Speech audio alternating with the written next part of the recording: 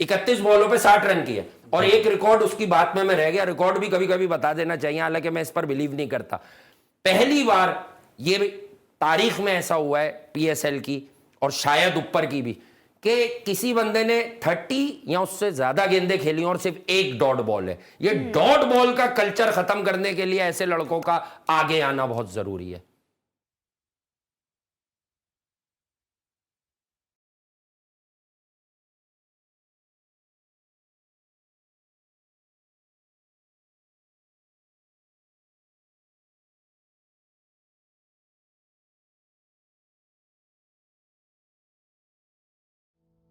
अस्सलाम वालेकुम, मैं हूं ज़ारा शफी और मेरे साथ मौजूद हैं अब्दुल्ला हसन और आप देख रहे हैं commentary box Pakistan super league special edition 9। Pakistan super league के सुपर एक्साइटिंग मुकाबलों का सिलसिला जारी और सारी है। गुज़िश्ता रोज हमने देखा कि कहा मुकाबला हुआ कोयटा ग्लैडिएटर्स वर्सेस लाहौर कलंदर्स और लाहौर कलंदर्स ने एक बार फिर से अपने फैंस को काफ़ी ज़्यादा डिसअपॉइंटेड कर दिया है बिकॉज कंसेक्यूटिवली 2 मैचेस अब्दुल्ला वो हार गए हैं। अच्छा, आपने तो कल के मैच का वैसे बता दिया, आज भी जो बहुत निहायत इंपॉर्टेंट मैच होने जा रहा है। आज का मैच जो है इस्लामाबाद यूनाइटेड और आपको बताएंगे कि मुल्तान सुल्तान के दरमियान होने जा रहा है। शादाब खान जो है क़यादत करेंगे मुल्तान सुल्तान की और रिजवान जो क़यादत करेंगे वहां से, मतलब कि अपनी टीम के हवाले से मुल्तान सुल्तान के हवाले से क़यादत करेंगे और बहुत अहम मैच आज भी होगा। बिल्कुल, जो हाइलाइट्स होंगी और जो गलतियां हुई हैं लाहौर कलंदर से वो भी आपके सामने रखेंगे, प्लस आज के मैच पर भी तज्जिये और तबसरे होंगे। और हमारे साथ मौजूद हैं, बिल्कुल तारुफ के मोहताज नहीं हैं, आप सबके माने जाने, आप उन्हें बड़ा पसंद करते हैं, वन एंड ओनली वासे हबीब। अच्छा, वासे की जानिब भी जाएंगे, लेकिन वासे से सवालात बहुत सारे करने हमें। लेकिन सबसे पहले प्रीवियस मैच के वाले से आपको बता देंगे प्रीवियस मैच की मैच समरी क्या है। अपने नाज़रीन को मैच समरी के वाले से आगाह करेंगे। कल जो है लाहौर कलंदर्स ने पहले बैटिंग की थी, टॉस जीतकर 187 रन बनाए थे, 7 खिलाड़ी आउट हुए थे। साफजादा फरहान ने बेहतरीन बैटिंग की थी, 62 रन बनाए थे। जहादात खान को हम बिल्कुल फरामोश नहीं कर सकते, 45 रन बनाए थे, धुआंधार बैटिंग की थी। मोहम्मद आमिर ने बहुत अच्छी गेंदबाजी की थी, 1 विकेट ली थी, 33 रन दिए थे, लेकिन महंगे पड़े थे मोहम्मद हसनैन जिन्होंने 50 रन दिए लेकिन 2 विकेटें जरूर निकाली। साथ ही साथ कोयटा ग्लैडिएटर्स ने यह मैच अपने नाम कर लिया, 188 रन बना के। इसी पर बात करेंगे, हमारे साथ मौजूद हैं वासे। जब आप स्टूडियोज में होते हैं टेम्परेचर यहाँ का तो हाई हो ही जाता है, आपके जो चाहने वाले हैं उनकी दिल की धड़कनें तेज हो जाती हैं और जोश मारती हैं उनकी दिल की धड़कनें। कल के मैच के वाले से बात कर लेते हैं। एक बार फिर से लाहौर कलंदर्स हार गया, कंसेक्यूटिव 2 मैचेस हार चुके। कहाँ गलती कर रहे हैं वो लोग? लाहौर कलंदर्स बेसिकली गलती कहीं नहीं कर रहा, हो ये रहा है कि उनसे टोटल डिफेंड नहीं हो रहा, which is very very alarming. इसलिए कि देखें, एक बॉलिंग लाइनअप है जो कमोबेश, इसके 3 पेसर्स पाकिस्तान के किसी भी ओरिजिनल स्क्वाड का हिस्सा होते हैं नेशनल टीम के, हारिस रऊफ, शाहीन शाह अफरीदी और Zaman Khan. White ball cricket में आई थिंक 1-2 बॉलर्स आपके पास वसीम जूनियर वगैरह और एड इन हो जाते हैं, हसन अली आ जाते हैं, और ये 3 बॉलर्स जो है लाहौर कलंदर्स के ही रहते हैं। लेकिन आप चेक करें कि इन्होंने लास्ट मैच में इस्लामाबाद से इजीली 195 चेस करवाया और अभी आप फिर देखें तो 2 ओवर पहले जो है वो चेस डाउन हो गए रन्स। तो इसका मतलब कि our senior bowlers या so called senior bowlers have some serious issues कि जहां इनको एक क्वालिटी बैटर मिलता है जिसका रेंज ऑफ स्ट्रोक्स बड़ा जबरदस्त हो, ये कंप्रोमाइज हो रहे हैं यार, ये बड़ी खतरनाक सूरत हाल है।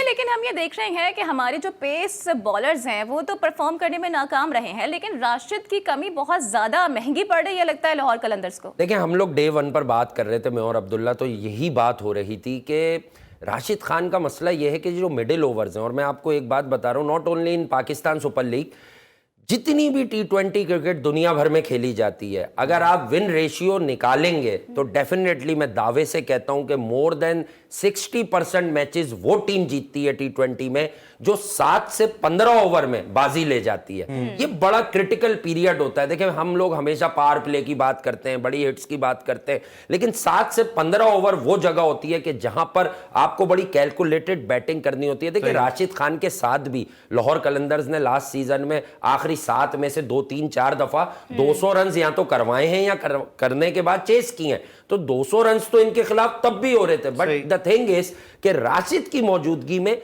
विकेट्स आ रही थी, जो बीच में विकेट्स आती हैं ना, wicket taking ability in the middle part of the inning ये मतलब लैक कर दोनों रहा है। सीजन के अंदर राशिद का अहम किरदार रहा है, आप ये कह रहे हैं? डेफिनेटली राशिद खान तो वर्ल्ड क्लास बॉलर है ही, वो नाम पर तो नहीं खेलता, वो तो अपनी कारकर्दगी पर खेलता तो है। दोनों सीजन में उनका इनपुट कैसा देखते हैं फिर आप? देखें, इनपुट इस तरह से कि इकोनॉमिकल रहना होता है। देखें, एक एंड से आपको मार लग रही है, 10 एन ओवर पड़ रहे हैं, 12 एन ओवर पड़ रहे हैं, तो राशिद टाइप ऑफ बॉलर अगर वो विकेट नहीं भी ले रहे तो आप उसके 4 ओवर्स देखेंगे फॉर 30, फॉर 32, फॉर 33, जिस तरह भी आपने समरी दिखाई। तो आपने इसमें जो सबसे बड़ी हाईलाइट थी वो मिस कर दी। Akeal Hosein, West Indian left arm spinner, नया बॉल किया, 4 ओवर 17 रन, 2 विकेटें। बेसिकली कमर तो वो तोड़ के गया है, कमर तो लाहौर कलंदर्स की वो तोड़ के गया है। साहिबजादा फरहान बहुत अच्छा है, मैं भी बात करता हूं, सब बात करते हैं, बट ये समझिए कि फखर हो, फरहान हो, अब्दुल्ला शफीक हो, अकील हुसैन जैसे एक कॉमन सा बॉलर है, लेफ्ट आर्म ऑर्थोडॉक्स जिसे हम कहते हैं, जो लेग स्पिनर होता है, ना कोई मिस्ट्री है उसकी कि वो चाइना मैन है कि भैया कौन सा रॉन्ग वन होगा। अकील हुसैन का कोई आर्म बॉल भी बहुत ज्यादा डेंजरस नहीं है कि वो लाइक डैनियल विटोरी इतना अंदर आ जाए आधा गज। तो बात यह कि आपने उसको किस मेथड से खेला, यानी कहीं ना कहीं हमारे क्रिकेटिंग सिस्टम पर या हमारे इवन डोमेस्टिक के परफॉर्मर्स जिनके पीछे हम खड़े होते हैं, इनकी स्किल्स पर भी सवालिया निशान है कि एक लीग में नए बॉल पर 4 ओवर में 17 रन कैसे कंसीड किए हैं यार। Absolutely, एक आप ये वेस्ट बात ठीक इंडियन कह रहे हैं, स्पिनर लेकिन ने। आपने अकील की तो बात की, लेकिन कल जो हमारे उभरते सितारे थे वो थे गालिबन नाफे। कहाँ से आए हैं नाफे? कभी पहले इनका नाम नहीं सुना, इनकी बैक स्टोरी क्या है, हिस्ट्री क्या है? आउट ऑफ द बॉक्स है बिल्कुल। देखिए, नाफे क्लब क्रिकेट खेलते थे और अब बहुत सारे लोग मार्केट में क्रेडिट लेने आ जाएंगे। हमारी ये रिवायत है कि हम कोई हिट हो जाए तो हम कहने लगते हैं यार हमारा बच्चा है, हमारा बच्चा है, हमने वहाँ कुछ समझाया था, ये सीख गया हमने। अच्छा, इतना ज्यादा अगर हम अपने फ्रंट लाइन बैटर्स को समझा दें तो शायद हमारे पास 1-2 ट्रॉफीज आ जाए। नाफे के कोच हैं लियाकत साहब हैं और कोयटा ग्लैडिएटर्स से भी कहीं ना कहीं अब वो कनेक्टेड है। उसके बाद जब ये नाफे की बर्थ हुई इंटरनेशनल इसमें क्लब क्रिकेट में, तो इनको उठाया था सबसे पहले ये उमर सीसी ने, जो नदीम उमर की ज़ेरे निगरानी आज़म खान की सरपरस्ती में ये क्लब काम करता है। अच्छा, ये बात बिल्कुल गलत है कि फेसबुक पर इन्होंने वीडियोस पोस्ट की तो ये लाइमलाइट में आए। देखें, जो लोग क्लब क्रिकेट को आज भी बड़े चाहने वाले क्रिकेट के मौजूद हैं, फॉलो करते हैं, वो ख्वाजा नाफे को जानते थे, पहले से जानते थे। लेकिन जब तक आप कहते हैं ना, जब दिखता है तो बिकता है, तो जब ये दिखे और इनका जो नो लुक शॉट है वो साइम अयूब से ज्यादा ताकतवर है। ये बात करते हुए भी जरा थोड़ी सी आपको जो है ना बोन्स चाहिए होती हैं कि ये बात बोलना आसान नहीं है ना। लोगों को अभी ये भी नहीं समझ आ रहा होगा कि इसके नो लुक शॉट और साइम के नो लुक शॉट में फर्क क्या है। साइम का जरा लूप ही जाता है, वो बल्ले की को मोमेंटम देते हैं, ये ताकत से नो लुक शॉट मारते हैं। जिस तरह इन्होंने एक गुड लेंथ बॉल को ऑलमोस्ट वेस्ट स्किल्स तो उनके दिखे ही हैं हमें, लेकिन उनका कॉन्फिडेंस बहुत अच्छा है। उन्होंने कहा कि I don't see the ball, I don't see the bowler, even I don't care about the bowler. देखिए, हारिस रऊफ की खिदमत तो आपको पता है गुज़िश्ता 7 महीने से हो ही रही है, तो ख्वाजा नाफे ने भी कल कहा कि सर हमें भी खिदमत का आप मौका दीजिए क्योंकि आप बहुत तेज हैं। तो हम सिर्फ ये सोच के आते हैं कि तेज बॉलर कब आएगा, क्योंकि आप इतने तेज हैं कि लोग पूरे हमें 2 साल से पाकिस्तान क्रिकेट को जो खाई में धकेलना चाहते हैं लोग। चीज में हिचकिचाहट दिखाई नहीं दी, फ्लिक हो, हुक हो या पुल शॉट हो या कट मारते हुए नाफे को कहीं मुश्किल दरपेश नहीं आई। उनको मसला नहीं हो कि तेज बॉलों को उनको कैसे झेलना है। अब्दुल्ला, देखिए रिफ्लेक्सेस जो है ना, रिफ्लेक्सेस बेसिकली जो होते हैं वो बड़े अहम होते हैं, इंटरनेशनल क्रिकेट में भी, लीग क्रिकेट में भी और दूसरी क्रिकेट में भी। ठीक है, अब आपको मैं ये बताऊं, देखिए हारिस रऊफ का जो शॉट है ये मुझे वैसे भी याद है जो स्क्रीन पर चल रहा है। देखिए, इन्होंने स्पिन के अगेंस्ट, आप बैक कट देखें, अब आप ये शॉट चेक करें, ये शाहीन शाह आफरीदी बॉलिंग कर रहे हैं, इस फैक्टर को आप ना भूलिए। ये जो शाहीन शाह आफरीदी ने, ये जो इनकी एक जुगाड़ वाली बॉल है कि जब कुछ ना हो रहा हो, ये देखिए back of the length delivery है, बॉल तकरीबन वेस्ट के आसपास है और इन्होंने इस गेंद को पुल किया है वाइड लॉन्ग ऑन पर। इसी तरह जब वो विकेट से मूव करते हैं तो नो हाफ मेजर्स आप देखते हैं कि वो सीधा सीधा जो है वो गेंद को फुल ब्लेडेड शॉट, यानी कि पुल टू डिफेंस टू रिवर्स, तो एक बड़ा कमाल का मुजाहिरा करते हुए वो नजर आ रहे हैं। लेकिन जैसे कि आपने अभी शाहीन की बात की, मैं नाम तो नहीं लेना चाहती थी, लेकिन आगे अभी T20 वर्ल्ड कप खड़ा है, ये परफॉर्मेंस के साथ जाएंगे हम उसमें? यार, ये आपने बहुत अच्छा सवाल किया। देखें, ये क्वेश्चनेबल तो है। हमारे फास्ट बॉलर्स आप देखें, हारिस रऊफ की बात करें, शाहीन की बात करें, तो अगर हम सारी बातें करेंगे तो प्रोग्राम खत्म हो जाएगा। भाई, अफगानिस्तान के खिलाफ हमने 280 कर तो लिया था, मत याद दिलाएं 8 विकेटों से हमें शिकस्त कैसे हुई अफगानिस्तान से।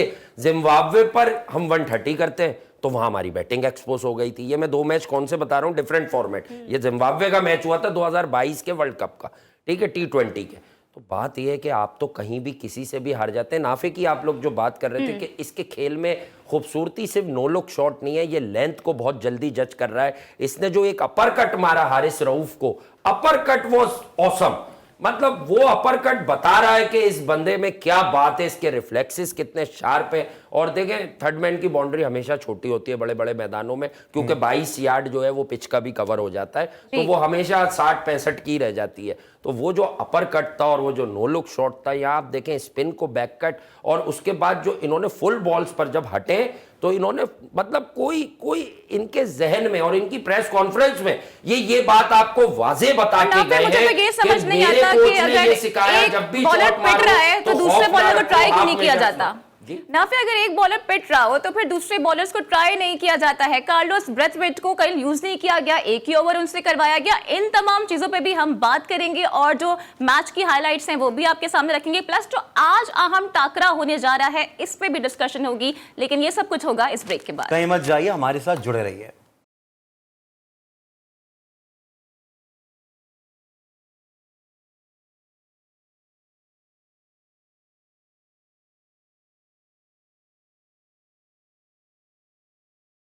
Welcome back. और जैसा कि आप जानते हैं कि कोयटा और लाहौर के दरमियान ज़बरदस्त मुकाबला देखने में आया था। ऑल दो लाहौर ये मैच हार गया है, और अभी हम जो डिस्कशन कर रहे थे ब्रेक से पहले वो भी यही थी कि क्या गलतियां लाहौर से हुई हैं और ऐसा क्या कर रहा है कोयटा जो कि कंसेक्टिवली मैचेस जीतता जा रहा है, मोमेंटम बनाता जा रहा है। वासे हमारे साथ मौजूद हैं, इनकी मौजूदगी का भरपूर फ़ायदा उठाते हैं और इनसे पूछते हैं। वासे, वैसे मैंने एक चीज़ नोट की है, हमारे जो सीनियर प्लेयर्स हैं, सो कॉल्ड सीनियर प्लेयर्स मैं कहूँगी उनको, कि जब टीम में होते हैं तो अच्छी परफॉर्मेंस का मुजाहिरा नहीं करते, लेकिन जब लीग्स खेलते हैं तो एक नया प्लेयर उनके अंदर नजर आता है। इसकी बड़ी वजह क्या है?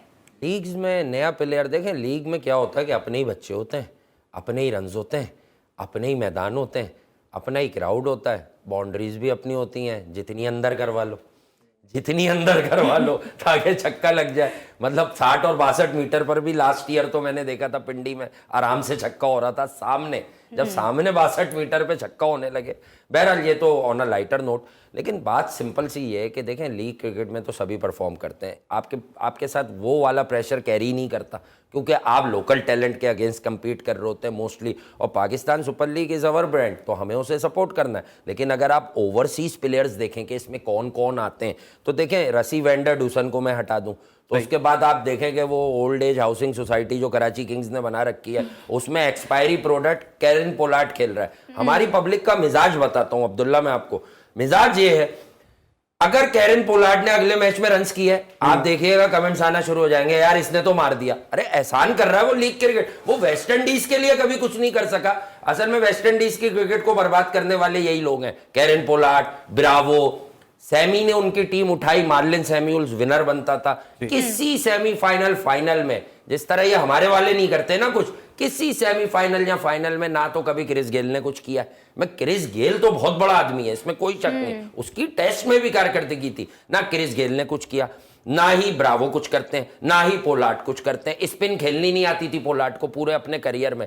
अब वेस्ट इंडीज नौजवान टांगों पर गई, बिल्कुल क्या किया इन्होंने अभी ऑस्ट्रेलिया का, गैरत। देखें एक वर्ड होता है, वो गैरत से गलत कंसीडर मत कीजिए, क्रिकेट की गैरत वो आपको दिखी थी ऑस्ट्रेलिया में आमिर जमाल में कि मैं मुल्क के लिए खेल रहा हूं, जो उस लड़के में था उसने पूरी एनर्जी लगा दी। लेकिन जो आपने नक्शा खींचा है वेस्ट इंडीज का, ये सूरत हाल तो हमारे यहाँ भी है। शुएब मलिक, सरफराज अहमद और बाबर आजम, फखर जमान, ये लीग में सूरत हाल है। शुएब मलिक तो अब नहीं है ना टीम में, हालांकि रिटायरमेंट लेने के मूड में वो आज भी नहीं नजर आते, लेकिन सरफराज को भी आपने टीम से बाहर कर दिया। और देखें सरफराज के साथ अगर कुछ ज्यादतियां हुई हैं, उनका तस्करा हजारों बार हो गया, लेकिन with his age and his performance, social media के हीरो हैं सरफराज, हमारे सोशल मीडिया के हीरो हैं फखर जमान, उन्होंने भी कुछ करते हुए दिखाई नहीं दे रहे हैं। वैसे देखिए एक बात मैं आपको बताऊंगा, जब पाकिस्तान जैसी बैटिंग लाइनअप की स्पेशली हम बात करते हैं तो फखर जमान इज एब्सोल्यूट नेसेसरी, ये मेरा हमेशा से कहना है।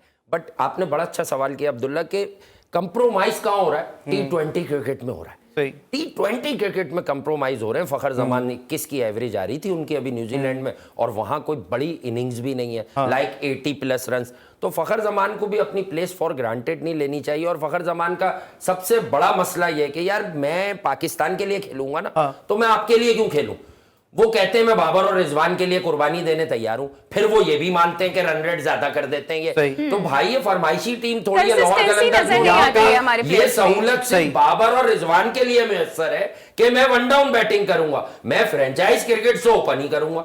ये किस तरह का दौरा में आ रहे हैं लोग? जेन्युइन फोकस हमारा कहां पर है? इंटरनेशनल क्रिकेट के ऊपर है। जारा की बात को मैं सेकंड करूंगा। जारा ने बहुत जबरदस्त बात की थी कि हमें आगे कहां जाना है, हम T20 वर्ल्ड कप जो बहुत नजदीक है, तो ये नए बच्चे जो आ रहे हैं इनको तो हम खुद ही देखिए, हम तो रोजाना यहाँ बैठकर बात करेंगे, तो पहले तो इसको कंप्लीट होने देते हैं और देखते हैं कि क्या नाफे में वो बात भी है। ये बात तो है कि वो अपने अब कन्वर्जन लाएगा, यानी कि क्या उसके पास वो मेथड है कि वो एक फॉर्म लग गई, एक स्पार्क मिल गया, क्या अब वो इस PSL को अपने लिए कुछ ऐसा बना देगा? देखें, पाकिस्तान में तो आपको मालूम है ये 4 60 प्लस की इनिंग्स खेल दे, मैं 100 नहीं बोलूंगा, और ये वन डाउन बैटिंग कर रहा है, तो माइट बी अ पॉसिबिलिटी। इस तरह के प्लेयर तो 50 कर रहे हैं वैसे, लेकिन मैंने कुछ सुना था, हमारे कुछ एक्स क्रिकेटर्स ये कह रही हैं कि जल्दबाजी ना करें और उन्हें इतनी जल्दी उनका इंडक्शन नेशनल टीम में नहीं होना चाहिए। तो इस पे मैं आपसे जरूर क्वेश्चन करूंगी और आज के मैच के हवाले से भी हम बात को कंटिन्यू करेंगे, लेकिन अभी वक्त हो गया है ब्रेक का। हमारे साथ रहिए।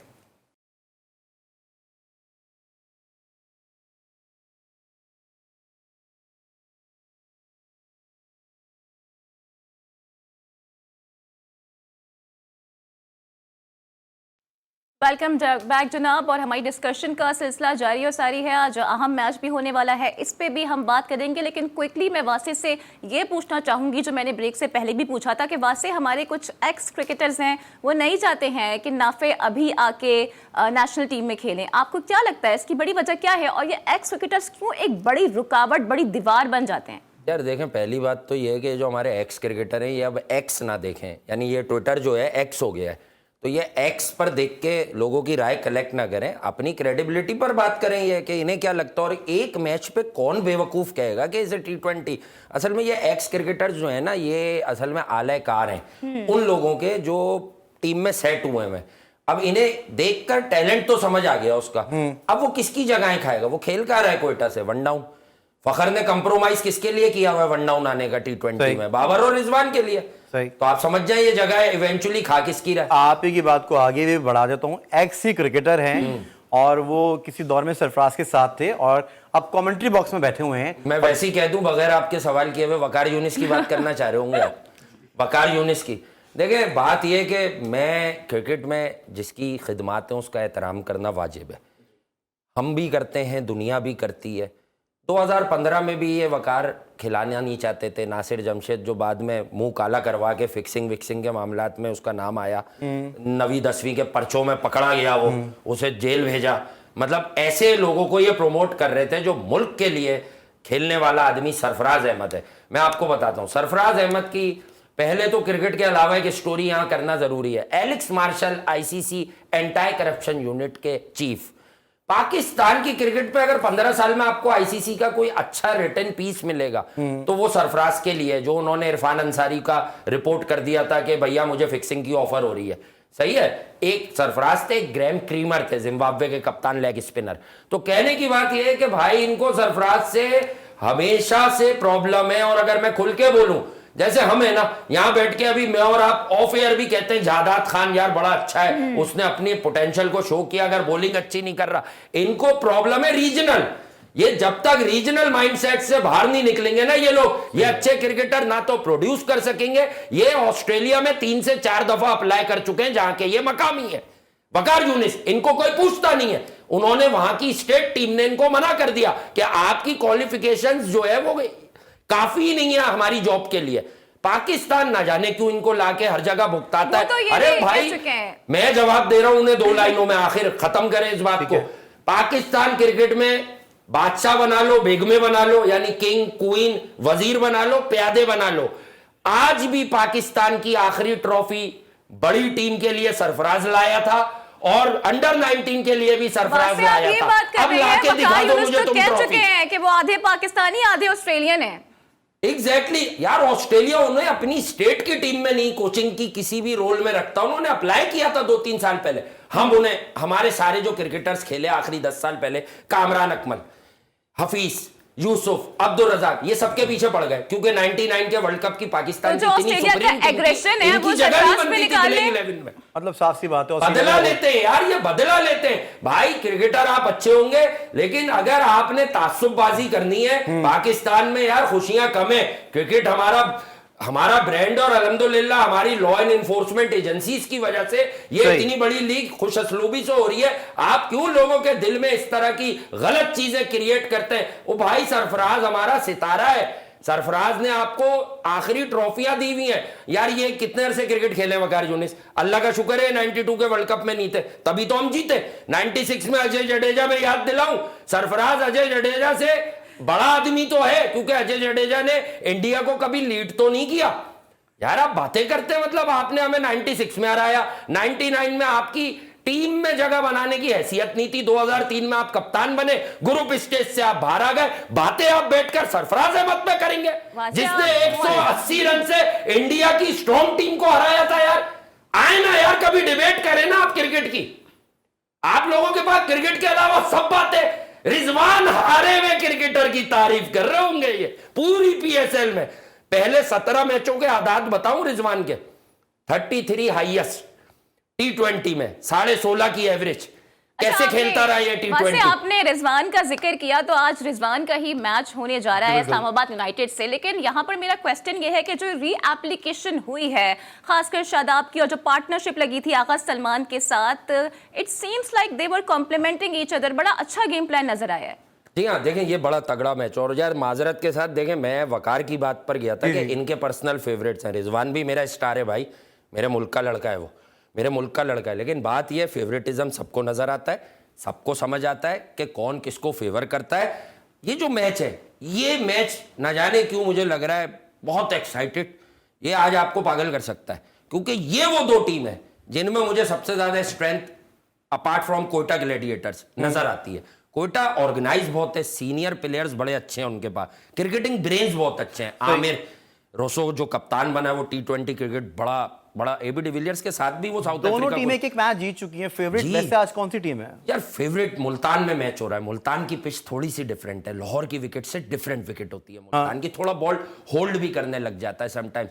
पिच देखनी होगी, लेकिन इस्लामाबाद यूनाइटेड का तो मैं समझ सकता हूं, ये चेस पर जाते हैं, ये चेस पर जाते हैं, अंडर लाइट्स ये चेस पर जाते हैं। लेकिन इन्हें मुल्तान में होने वाले लास्ट मैच को नहीं भूलना चाहिए कि कराची किंग्स के क्या हालात बने, क्योंकि बॉल मिडिल नहीं हो रहा था सेकंड टाइम अराउंड। और शायद उसकी वजह यह थी कि वहां अपने सारी की सारी बुजुर्ग कमेटी रखी हुई है, शोएब मलिक, कैरन पोलार्ड। अपने 50 को ना देखा करें। बात यह आपने 50 करने के बाद फिर सिंगल हैंडेडली जितवा देते। आपका तो क्रिकेट 1999 से खेल रहे, आपका तो 25 साल का क्रिकेट का तजुर्बा है। ख्वाजा नाफे ने कल 31 बॉलों पे 60 रन किए और एक रिकॉर्ड उसकी बात में रह गया। रिकॉर्ड भी कभी कभी बता देना चाहिए, हालांकि मैं इस पर बिलीव नहीं करता।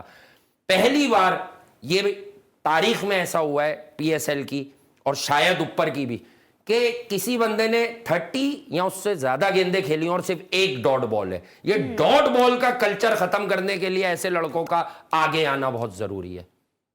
राइट तो आप क्या समझते हैं कि आज का जो मैच होने वाला है उसमें फेवरेट टीम किससे करार दिया जा रहा है? और इसको जैसे कि आपने कहा कि इस्लामाबाद चेस करने के लिए जाता है, तो मुल्तान को तो फिर कोई 200 से ज्यादा रन बनाने पड़ेंगे, बिकॉज लास्ट मैच में उन्होंने 200 चेस कर लिया था आसानी से। इट डिपेंड्स ऑन पिच कि पिच कैसी होगी। वो जो आप बात कर रही हैं वो मैच दूसरे वेन्यू पे हो रहा था, ये मैच मुल्तान में, वो लाहौर में हो रहा था।